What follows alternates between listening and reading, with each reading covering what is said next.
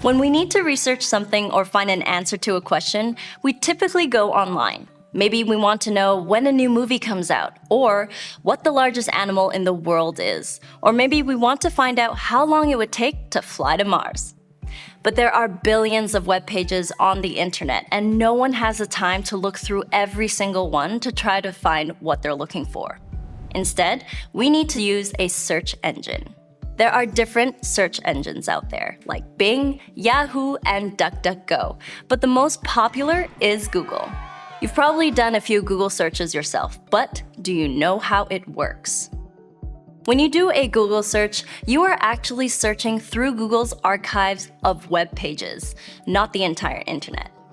Google uses programs called web crawlers to find pages to add to their database. These pages are labeled and organized or indexed, sort of like books in a library. This way, Google can find what you're looking for quickly, usually in only a fraction of a second. Now, let's take a closer look at the search engine results page, or SERP for short. The words we type into a search engine is called a query, and the results of your search can look different depending on what you search for. Let's do a search for pizza and check out the parts of a Google results page you'll see most often. A lot of times when you're searching for something you can buy, the first few results will be paid advertisements.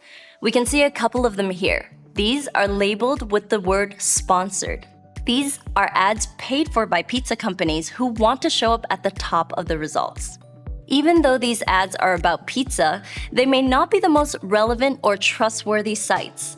It's easy to think that just because a result is at the top of the page that it's the best one, but always make sure to stop and check if something is an ad before clicking it.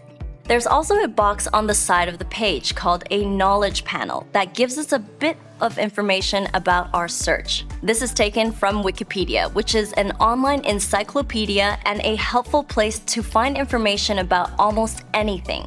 You probably already knew what pizza was, but these little boxes can be really helpful if you're looking for something more complicated. Google will often show a snippet as a part of a search result.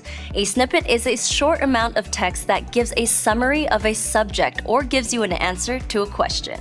Let's change our search a bit. We'll look up when was pizza invented instead. We can see how the results page changed. Right at the top, there's a snippet that tells us where pizza came from, and we can quickly learn that it's more than 1,000 years old. If we scroll down, you'll also see a People Also Ask section. Here, we see other questions that people have searched for on Google that are related to our search. We see that people interested in pizza also wanted to know who invented it, why it is called pizza, and whether it's really Italian. It is. These snippets and the other extra information Google shows can give you some quick answers to your question. But remember, if you're looking up something important, it's best to locate a high-quality source on your search results page and do some additional research.